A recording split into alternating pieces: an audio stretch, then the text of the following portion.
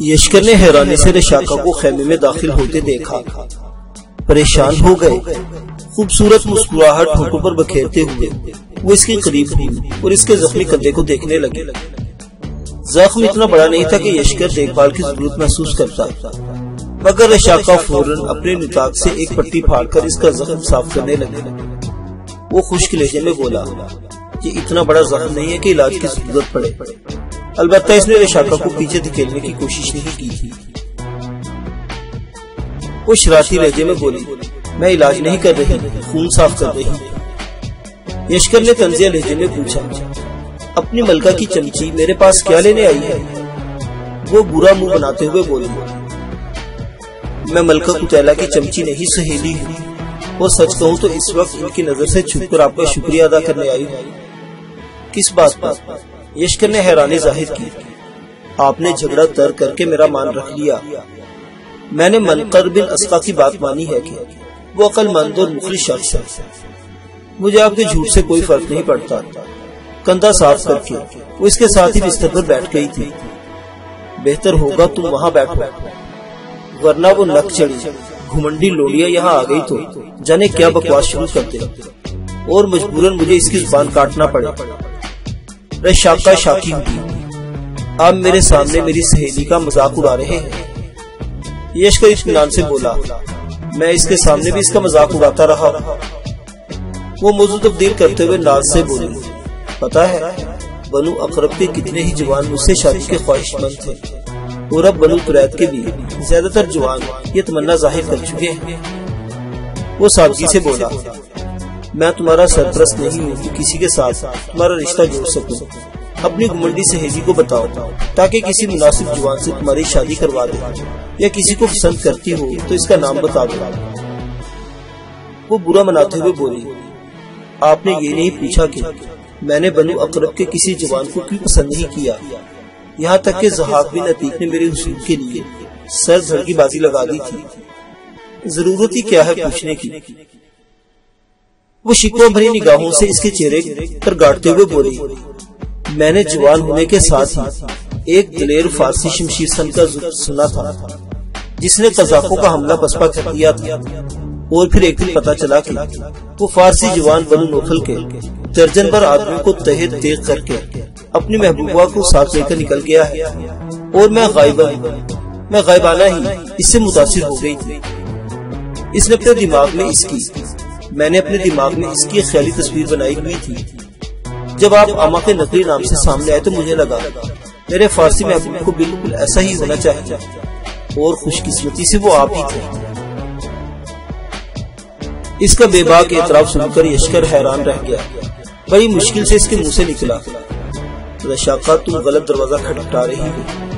وہ غصے سے بولی، کیا سردار زادی باغیہ نے دوسری شادی سے منع کیا ہے؟ یشکر کے منہ سے دکھ بھرے انداز میں نکلا، وہ باقی نہیں رہی رشاقہ۔ کیا؟ اب حیران ہونے کی باری رشاقہ کی تھی۔ یشکر خاموش بیٹھا رہا۔ کیا ہوا اسے؟ رشاقہ اس کا ہاتھ تھام کر سہلانے لگے۔ یشکر اذیت بھرے لہجے میں بولا، میں اس کی حفاظت نہ کر سکا۔ رشاقہ لجاجت سے بولی، مجھے تفصیل بتاؤ نا۔ کسی کے زخم کو کریدنا اچھی بات نہیں ہوتی۔ یشکر نے صفائی سے پہلو تہی کی، کیا مجھے اپنے زخم پر مرہم رکھنے کی اجازت نہیں دو گے؟ ہاتھ چھوڑ کر وہ کھسکتے ہوئے مزید قریب ہوئی اور اس کے کندھے سے سر ٹیک دیا۔ میں بادے جتنی محبت کسی سے نہیں کر سکتا، آپ کا ساتھ مانگا ہے، بادے جتنی محبت کی طلبگار نہیں۔ یشکر کا چہرہ اپنے طرف موڑتے ہوئے اس نے اپنی پرکشش آنکھیں سے اسے مسحور کرنا چاہا۔ یشکر نے نفی میں سر ہلایا، میں خلیصہ کو بھی انکار کر چکا ہوں۔ آپ کا خلیصہ کو انکار کرنا کوئی ایسی ناخوشگوار بات نہیں کہ میں غمگین ہو سکوں، یہ خوشی کی بات ہے۔ میرا سوال اپنے متعلق ہے، کیا میں خوبصورت نہیں ہوں؟ میں آج یا کل بنو قریظہ چھوڑ دوں گا۔ وہ جلدی سے بولی، رشاقہ خوشی سے ساتھ جائے گا۔ دشمن میری طاقت میں ہے، اپنی سردار دادی کی حفاظت نہ کر سکا، تمہیں کیسے بچاؤں گا؟ وہ پرعزم لہجے میں بولی، میں کندھے سے کندھا ملا کر دشمنوں کے خلاف آپ کا سہارا بنوں گا۔ یشکر کچھ کہنے کے لیے منہ کھول ہی رہا تھا کہ اس کے کانوں میں چیخو پکار کی آواز پڑی، یوں جیسے کوئی حملہ ہو گیا ہو۔ دونوں بھاگ کر باہر نکلے۔ اسی وقت یشکر کی نگاہ گھٹنوں کے بل گرتی ہوئی قتیلہ پر پڑی۔ رشاقہ اس کی طرف بھاگی۔ کیا ہوا؟ اس نے قریب کھڑے ایک آدمی سے پوچھا۔ وہ دکھی لہجے میں بولا، ملکہ قتیلہ کو افون نے ڈس لیا ہے۔ یشکر صورت سے آگے بڑھا۔ ہٹو۔ اس نے قتیلہ کو سنبھالتے ہوئے ملکان اور منکر بن اسقا اور رشاقہ کو ایک جانب دھکیلتے ہوئے پوچھا، سانپ نے کس جگہ کاٹا ہے؟ ملکان نے جواب دیا، بازو پر۔ دوبالا آنکھوں میں اذیت اور ویرانی کا راج تھا۔ اس کے ہونٹ یشکر کو دیکھ کر ہنسنے کے انداز میں کھینچے، مگر وہ ایک ناکام کوشش تھی۔ اس نے ہاتھ میں اب تک وہ خنجر تھاما ہوا تھا جس سے اس نے افون کا سر کاٹا تھا۔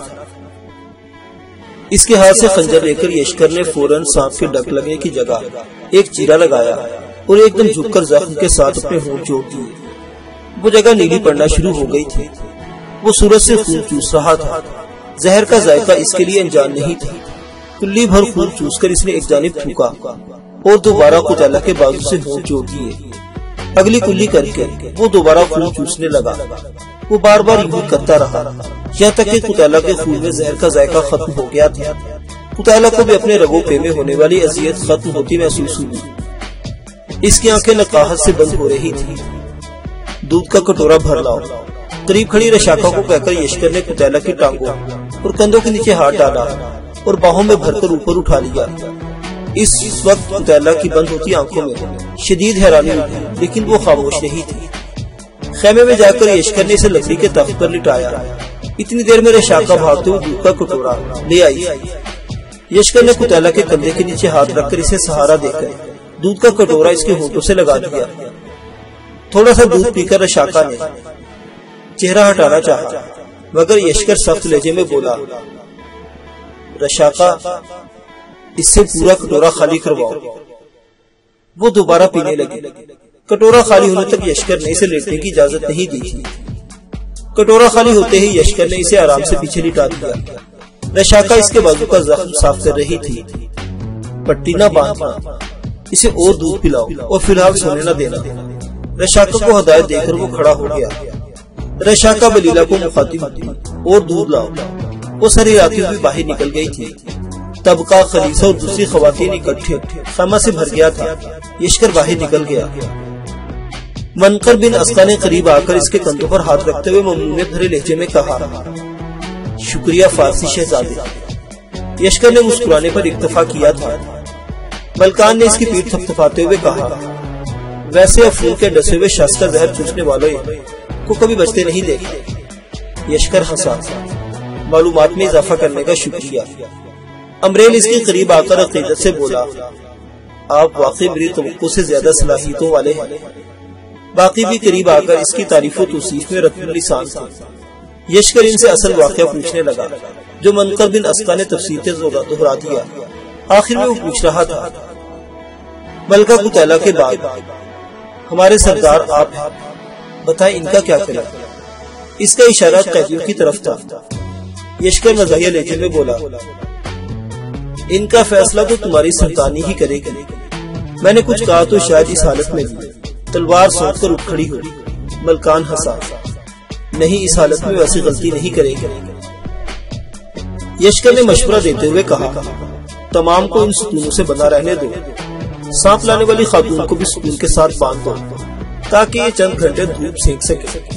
2-3 آدمی اس کا دھیان رکھو اور باقی آرام کرو۔ مناسب مشورہ ہے، منکر نے پسندیدگی کے انداز میں سر ہلا دیا تھا۔ قیدی سارا دن وہی بندے رہے تھے۔ بنو تریاد والے انہیں رات کو بھی کھولنے کا ارادہ نہیں رکھتے تھے۔ پیاس سے ان کی بری حالت تھی۔ آسیہ ہر گھڑی 2 گھڑی بعد خوفزدہ انداز میں سسکیاں بھرنے لگی۔ قرص نے بھی قتیلہ کو بچتے دیکھ لیا تھا اور اب وہ اس کا حشر کرنے والی تھی۔ اس کے بارے میں اندازہ لگانا بالکل مشکل نہیں تھا۔ اندھیرا چھاتے ہی چند مرد آسیہ کو کھول کر لے گئے تھے۔ تھوڑی دیر بعد اس کی اور قرص کی دوسری 2 بیویوں کی چیخیں قیدیوں کو صاف سنائی دے رہی تھی۔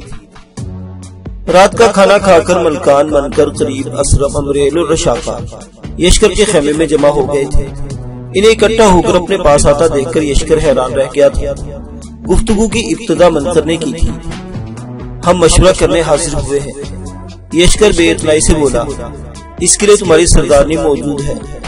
منکر نے کہا، وہ نقاہت کی وجہ سے گہری نیند میں ہے اور مجھے لگتا ہے کہ ہمیں جلد از جلد بنو عامر کے باقاعدہ حملے کے سد باب کے لیے کچھ عملی اقدامات کرنے پڑیں گے۔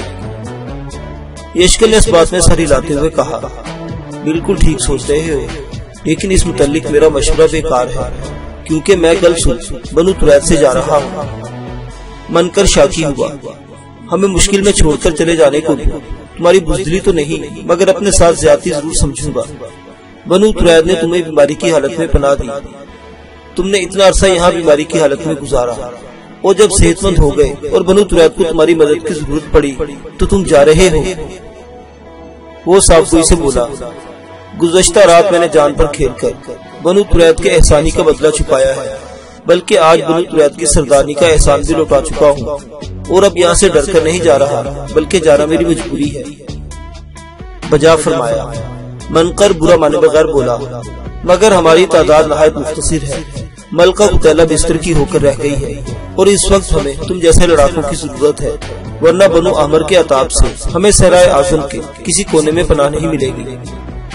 یشکر تجزیہ کرتا ہوا بولا، اگر بنو عامر کے حملہ آور اپنے مضمون مقصد میں کامیاب ہو گئے ہوتے تو بنو تریت کے مویشی اور ساز و سامان وغیرہ کو بنو عامر تک لے جانے میں کم از کم 5 دن لگ جاتے۔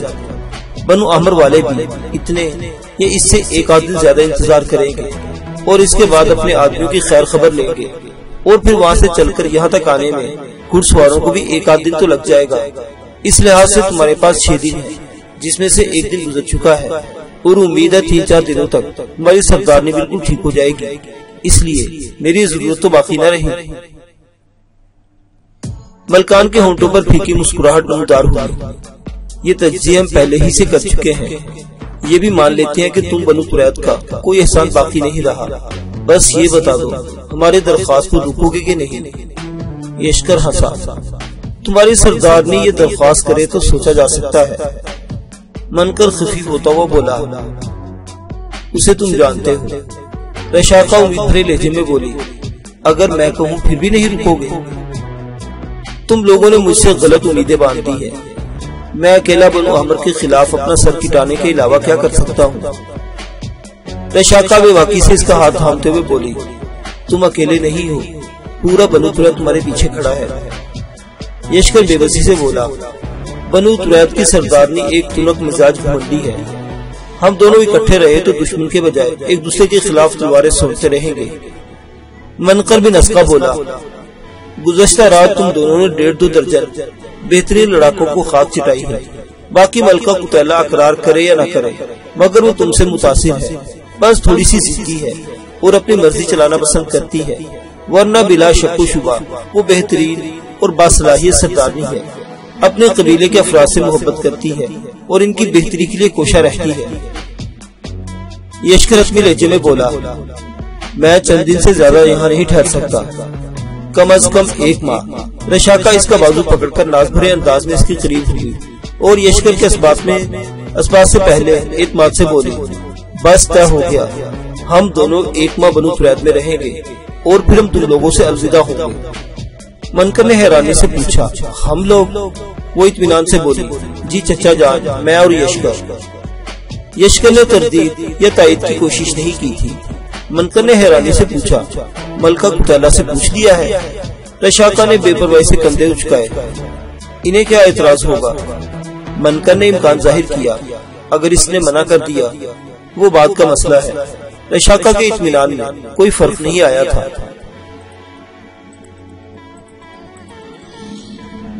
اگلے دن قتیلہ ایک بار اسی میدان میں قیدیوں کے سامنے موجود تھی۔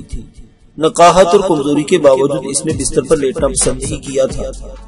قیدیوں کو وہاں مسلسل بندھے ہوئے 1 دن اور رات کا عرصہ ہو رہا تھا۔ صرف آسیہ کو رات کے وقت کھول کر ایک علیحدہ اذیت کے لیے لے جایا گیا تھا، کیونکہ قتیلہ نے سونے سے پہلے اس کے لیے خصوصی ہدایات دی تھی، اور رات کے پچھلے پہر پھر لا کر باندھ دیا گیا تھا۔ سخت بندشیں، پورا دن اور رات متواتر کھڑے رہنا، بھوک پیاس اور آنے والی اذیت کا خیال، وہ ایک بھیانک عذاب میں پھنس گئے تھے۔ تو قرض بالخطامہ ہم بات کر رہے تھے۔ قرض کے سامنے رکتے ہوئے اس کے ہونٹوں پر زہریلا تبسم نمودار ہوا۔ وہ خشک لبوں کو تر کرتے ہوئے بولا، مجھے اپنی موت کے بارے پہلے سے معلوم ہے، چھوڑو اس موضوع کو، وہی باتیں کرو نہ جو کل کر رہے تھے۔ ملکہ قتیلہ کے حسن کی تعریف کرو، وہ تحفے وغیرہ کی بات کرو۔ بلکہ قتیلہ کو تیرا انداز بہت پسند آیا تھا، بالکل ایسے ہی جیسے تمہاری بیویوں کو ملکہ قتیلہ کا انداز پسند آیا ہوگا، کیوں بنت ابو حیان؟ وہ طنزیہ انداز میں آسیہ کو مخاطب ہوئی، جو اس وقت بغیر لباس کے سور سے بنی ہوئی سسکیاں بھر رہی تھی۔ اس کے جسم پر جگہ جگہ دانتوں اور ناخنوں کے نشانات نظر آ رہے تھے۔ موت اتنی بھی مشکل نہیں ہوتی جتنی ان کے لیے بنا دی گئی تھی۔ اس وقت وہ زندگی نہیں آسان موت کی مناجاتیں کر رہے تھے، اور ملی چہرے والی پرکشید رشیزہ کتنی ظالم تھی یہ بات وہ پہلے بھی نہیں جانتے تھے، تو اب انہیں پتہ چل گیا تھا۔ نجار بن ثابت بولا، ہم تو قرض کی سازش میں شریک نہیں تھے، ہمارے ساتھ ایسا سلوک کس لیے؟ ملکہ قتیلہ کے لیے یہ بات کوئی معنی نہیں رکھتی۔ بے نیازی سے کہتے ہوئے وہ اپنے خیمے کی طرف بڑھ گئی۔ منکر اور ملکان کو اس میں اپنے ساتھ آنے کا اشارہ کیا تھا۔ بستر پر نشست سنبھالتے ہوئے اس نے دونوں کو بیٹھنے کا اشارہ کیا اور سراہی اٹھا کر پیالے بھرنے لگے۔ ملکان نے آگے بڑھ کر سراہی اس کے ہاتھ سے لی، وہ تینوں جام بھر دیے۔ منکر کو ایک پیالہ پکڑا کر وہ اپنا پیالہ لے کر بیٹھ گیا۔ فارسی چلا گیا ہے؟ ہلکا سا گھونٹ لیتے ہوئے قتیلہ نے گفتگو کی ابتدا کی۔ منکر اور ملکان نے ایک دوسرے کی طرف دیکھا، اور پھر منکر نے نفی میں سر ہلاتے ہوئے کہا، نہیں۔ وہ دھیرے سے بولی، جانے دو، وہ ابلغ گھوڑی بھی دے دینا، کوئی اور چیز مانگے تو بھی انکار نہ کرنا۔ منکر بولا، رات ہم نے مل کر اسے رکنے کا کہا تھا، وہ 1 ماہ کے لیے رکنے پر آمادہ ہو گیا ہے۔ اس دوران ہم بنو عامر کے لشکر کے لیے کوئی بہتر منصوبہ بندی کر لیں گے۔ قتیلہ کے چہرے پر تیز چمک ابھری۔ منکر کو لگا وہ سن کر خوش ہوئی تھی، لیکن جب وہ بولی تو الفاظ چہرے پر ظاہر ہونے والی کیفیت سے مختلف تھے۔ کوئی ضرورت نہیں اسے روکنے کی، کہہ دو ملکہ قتیلہ اس وقت لڑنے کی حالت میں نہیں ہے، اس لیے وہ دفع ہو سکتا ہے۔ ملکان بولا، ہم نے اتنی منتیں کر کے اسے رکنے پر آمادہ کیا ہے، اور سچ تو یہ ہے کہ وہ پھر بھی راضی نہیں تھا، آخر میرے شاقہ کے کہنے پر مانا ہے۔ اس کی طنزیہ ہنسی اٹھی تو بات یہاں تک پہنچ گئی ہے۔ منکر نے اس کے خیال پر تبصرہ کرنے کے بجائے اصل مسئلے کی طرف اس کی توجہ مبذول کرائی۔ ملکہ، اس وقت ہم جن حالات سے گزر رہے ہیں، ایسے میں اچھے لڑاکوں کی ضرورت بڑھ جاتی ہے۔ اس نے منہ بنایا، ملکہ قتیلہ کب تک کرائے کے گدھوں پر وزن ڈھوتی رہے گی؟ منکر فلسفیانہ لہجے میں بولا، سامان زیادہ ہو اور بار برداری کے جانور کم ہو تو کرائے کے جانوروں کا حصول مجبوری بن جاتی ہے۔ وہ بے پرواہی سے بولی، ملکہ قتیلہ زائد سامان کو پھینکنا پسند کرے گی، کیونکہ ملکہ قتیلہ کو مجبور ہونا نہیں آتا۔ منکر نے ہمت کا مظاہرہ کیا، وہ آپ کا محسن ہے ملکہ۔ ملکہ قتیلہ کا چہرہ اس کی لوڈی کی طرح ہے جو اسے چھوڑ کر چلی گئی ہے، اور یہ کوشش اپنی محبوبہ کے لیے تھی، ملکہ قتیلہ کے لیے نہیں۔ منکر ہتھیار ڈالتے ہوئے بولا، ہم نے اسے 1 ماہ رکنے کے لیے راضی کیا تھا، باقی جیسا ملکہ قتیلہ چاہے۔ اس سے پہلے کہ قتیلہ کوئی جواب دیتی، خیمے کے باہر شور کی آواز اٹھی۔ اسی وقت اسرم بھاگتا ہوا اندر داخل ہوا۔ یشکر نے نجار بن ثابت کے علاوہ تمام قیدیوں کو موت کے گھاٹ اتار دیا ہے۔ کیا؟ غضب ناک ہوتے ہوئے قتیلہ کھڑی ہوئی اور اپنی تلوار اٹھا کر خیمے سے باہر بھاگ پڑی، مگر یہ تیزی سے راست نہیں آئی تھی۔ دروازے کے قریب اسے زور کا چکر آیا، پردہ تھام کر اس نے خود کو گرنے سے بچایا اور پھر بھاگنے کے بجائے پیدل چلتی ہوئی باہر نکلی۔ نجار بن ثابت کے علاوہ تمام قیدیوں کے ماتھے میں ایک ایک تیر پیوست تھا، جو تیر چلانے والے کی مہارت کا منہ بولتا ثبوت تھا۔ یشکر کے قریب جاتے ہی وہ دھاڑی، تمہیں جرأت کیسے ہوئی ملکہ قتیلہ کی اجازت کے بغیر ایسا کرنے کی؟ انہیں میں نے گرفتار کیا تھا اور انہیں قتل کرنے کا حق بھی رکھتا ہوں، تمہارے لیے سردار قبیلہ کو چھوڑ دیا ہے۔ لمبی زبان کو خاموش کرانے کا آخری حل گردن کاٹنا ہوتا ہے۔ تلوار بے نیام کرتے ہوئے سے یشکر کی طرف سیدھی کی، وہ بے نیازی سے کھڑا رہا۔ اس کی چھاتی پر تلوار کی نوک رکھتے ہوئے غصے سے بولی، تلوار نکالو۔ یشکر نے حرکت کی کوشش نہیں کی تھی، بس للکارنے والے نظروں سے اسے گھورتا رہا۔ قتیلہ نے تلوار کے دستے پر زور دیتے ہوئے کہا، ملکہ قتیلہ تلوار نکالنے کا آخری موقع دے رہی ہے۔ تلوار کی نوک یشکر کی چھاتی میں گھسنے لگی تھی، خون کی بوندیں نکلی اور اس کی قمیص کو رنگین کرنے لگی، لیکن نہ تو وہ پیچھے ہٹا اور نہ نیام کی طرف ہاتھ بڑھایا۔ بزدل اجمی غلام، قتیلہ نے دستے پر دباؤ بڑھایا۔ تلوار کی نوک یشکر کی ٹھوس چھاتی میں انگلی کے 2 پوروں کے بقدر گھسی۔ خون بہنے کی رفتار تیز ہو گئی تھی، لیکن اس نے حرکت نہیں کی تھی۔ اسے حرکت نہ کرتا دیکھ کر قتیلہ نے تلوار پیچھے کھینچتے ہوئے بھرپور لات اس کے پیٹ میں رسید کی، مگر نکاہت کی وجہ سے اس کی ٹانگ میں وہ دمخم نہیں رہا تھا جو یشکر جیسے شاہ زور کا کچھ بگاڑ سکتا۔ الٹا وہ خود لڑکھڑا کر گر گئی۔ رشاکا نے ایک دم آگے بڑھ کر اسے تھام لیا تھا۔ ملکہ قتیلہ کو کسی کے سہارے کی ضرورت نہیں ہے۔ رشاکا کو دور جھٹکتے ہوئے وہ دوبارہ یشکر کی جانب متوجہ ہوئی۔ تم فوراً سے پہلے بنو قریظہ کی حدود سے دفع ہو جاؤ۔ تمہاری جاں بخشی کر کے ملکہ قتیلہ نے تمہارے گھٹیا احسان کا بدلہ چکا دیا ہے۔ یہ کہہ کر وہ یشکر کا جواب سنے بغیر اپنے خیمے کی طرف مڑ گئی۔ رشاکا فوراً یشکر کے قریب ہوئی۔ اس کی قمیص کی گنڈیاں کھول کر اس نے چھاتی پر بنے زخم کو دیکھا اور خون کو روکنے کے لیے اپنی اوڑنی سے زخم کا منہ دبا دیا۔ وہ اطمینان بھرے لہجے میں بولا، میں ٹھیک ہوں رشاکا۔ رشاکا دکھی دل سے بولی، ملکہ قتیلہ کو ایسا نہیں کرنا چاہیے تھا۔ یشکر دھیرے سے مسکرایا، اس کے علاوہ اس گھمنڈی سے کیا امید کی جا سکتی ہے؟ ملکان منکر اور امریل بھی اس کے قریب آ گئے تھے۔ یشکر کی نظر خلیصہ پر پڑی جو دور کھڑی لمحہ بھر اس جانب دیکھتی رہی اور پھر اپنے خیمے کی طرف چل پڑی۔ یقیناً وہ یشکر سے خفا تھی۔ منکر ندامت سے بولا، ہم شرمندہ ہیں جوان۔ یشکر بے نیازی سے بولا، کوئی ضرورت نہیں۔ ملکان نے کہا، اب ہم تمہیں نہیں روکیں گے۔ رشاکا خود سری سے بولی، یہ 1 ماہ تک کہیں نہیں جائیں گے۔ اس کے لہجے میں ایسا اعتماد تھا جس کی توجیہ منکر اور ملکان جیسے جہاں دیدہ کے لیے مشکل نہیں تھا۔ کیا یہ سچ ہے؟ منکر نے دامن امید دراز کیا۔ یشکر نے گہری نگاہ سرخ رو حسینہ کے چہرے پر ڈالی۔ وہ للکارنے والے انداز میں اسے گھور رہی تھی۔ اس کی نگاہیں گھنے گھنگریالے بالوں پر پھسلتی ہوئی ملکان کی طرف متوجہ ہو گئی اور وہ دھیرے سے بولا، رشاکا کو پتا ہوگا۔ رشاکا ناز بھرے انداز میں مسکرا دی تھی۔ ملکان منکر اور امریل کے چہرے پر خوشی نمودار ہوئی۔ ہم رشاکا کے شکر گزار ہیں اور یہ بھی جانتے ہیں کہ ملکہ قتیلہ تمہارے رکنے پر بظاہر نہ صحیح در پردہ خوش ضرور ہوگی۔ خیمے میں چلو تمہاری مرہم پٹی کر دوں۔ رشاکا نے اس کا بازو پکڑ کر خیمے کی طرف کھینچا۔ میں ٹھیک ہوں۔ یشکر نے احتجاج کرنا چاہا۔ بالکل بھی ٹھیک نہیں ہو، خون رک نہیں رہا۔ میں کپڑا جلا کر اس پر راکھ باندھ دیتی ہوں۔ رشاکا نے اس کے بازو سے پکڑ کر اسے خیمے کی طرف کھینچا۔ وہ افسوس بھرے انداز میں سر ہلاتا ہوا خیمے کی طرف بڑھ گیا۔ اب وہ مستقل امریل کے خیمے میں رہتا تھا، جبکہ امریل کو اپنے سپنوں کی تعبیر مل گئی تھی۔ وہ خیمے کے دروازے پر رکتا ہوا رشاکا کو مخاطب ہوا۔ خلیصہ کے پاس زخم سکھانے والا سکوپ ہے، راکھ کے بجائے وہ بہتر رہے گا۔ رشاکا منہ گھسوٹتے ہوئے بولی، وہ دوسرا دن ہے، مجھے یوں گھورتی ہے جیسے کچا ہی چبا جائے گی۔ بہرحال کوشش کرتی ہوں، اگر دیر ہو جائے تو میری آخری رسومات کے لیے آ جانا۔ یشکر اس کے انداز پر ہنسا، میں جانتا ہوں وہ کیوں تبی ہوئی ہے، بہرحال وہ سکوف تمہیں دے دے گی۔ سپہر کے وقت قتیلہ نے بنو قریظہ کے تمام اہم افراد کو بلا لیا تھا۔ اس کے خیمے کے باہر بنے ہوئے چبوترے پر چٹائیاں بچھی تھی۔ منکر، ملکان، امریل، اسرم، قریب، عامر، رشاکا وہاں موجود تھے۔ یشکر کو اطلاع تو ملی تھی، مگر اس نے مجلس میں شمولیت میں دلچسپی نہیں لی تھی۔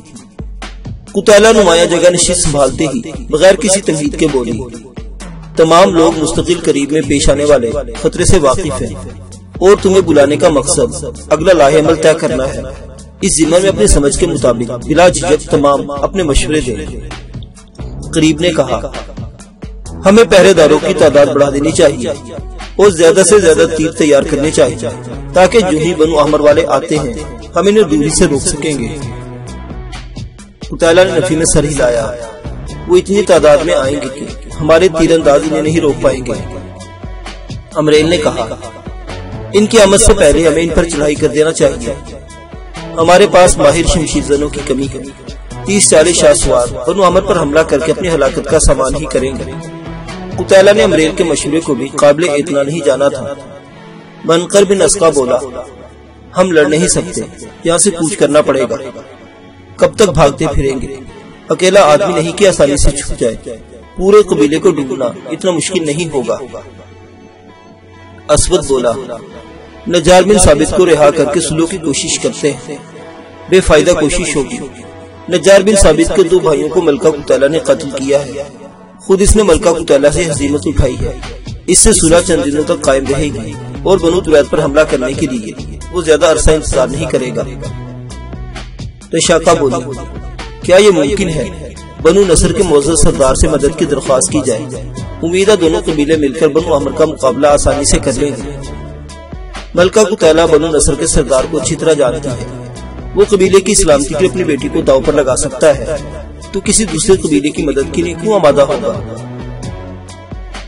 رشاقہ مصر ہوئی، اس طرح انہیں اپنے حریف سے بدلہ لینے کا موقع بھی تو ملے گا نا۔ قتیلہ کے ہونٹوں پر طنزیہ مسکراہٹ اٹھی، وہ اپنے قبیلے کا ایک آدمی بھی قتل نہیں کرانا چاہتا اور نہ پرائی آگ میں کودنے کا شوقین ہے۔ سب سے بڑھ کر وہ ملکہ قتیلہ کی موت کا خواہاں ہے تاکہ اس کے بیٹوں کی سرداری میں رکاوٹ باقی نہ رہے۔ اپنے باپ اور بھائیوں کا نام وہ یوں لے رہی تھی جیسے وہ اس کے اصلی دشمن ہو۔ ملکان نے کہا، کسی دوسرے قبیلے سے بھی مدد مانگی جا سکتی ہے، ہم اپنی حفاظت کے لیے مناسب خراج ادا کرتے رہیں گے۔ وہ مغرورانہ انداز میں بولی، ملکہ قتیلہ کو مدد مانگنے سے نفرت ہے، زندگی کی بھیک مانگنے کے بجائے لڑ کر مرنا ملکہ قتیلہ کے لیے زندگی کا پہلا اصول ہے۔ منکر نے دوبارہ اپنی تجویز دہرائی، میرا خیال ہے ہمیں مزید مہلت درکار ہوگی، فی الحال ہم کہیں اور منتقل ہو جاتے ہیں، بعد میں شاید کوئی مناسب حل مل جائے۔ قتیلہ نے چند لمحے گہرائی میں سوچے، ڈوبنے کے بعد حتمی فیصلہ سنایا، ایسا ہے کہ ہم امریل اور تمہاری تجویز پر ایک ساتھ عمل کر لیتے ہیں۔ بنو طریت کو کسی دوسرے مقام پر منتقل کر کے ہم بنو احمر پر حلہ بولیں گے اور ان کا جتنا نقصان ہو سکا کر بھاگ جائیں گے، اور ہمارے یہ حملے اس وقت تک جاری رہیں گے جب تک بنو احمر کی کمر ٹوٹ نہیں جاتی۔ تمام نے اس تجویز کو پسند کیا تھا۔ ٹھیک ہے، کل ملکان، منکر اور امریل طلوع آفتاب سے پہلے کسی ایسے مقام کی تلاش میں نکلیں گے جہاں ہم پڑاؤ ڈال سکیں، وہاں پانی کی موجودگی کو یقینی بنا لینا، باقی لوگ کوچ کی تیاری کریں، ان کی واپسی کے ساتھ ہم چل پڑیں گے، ہمارے پاس ضائع کرنے کے لیے ایک لمحہ بھی نہیں ہے۔ منکر نے یشکر کے نہ جانے کے بارے قتیلہ کو مطلع کرنے کے لیے پوچھا، کیا یشکر سے مشورہ مانگ لیں؟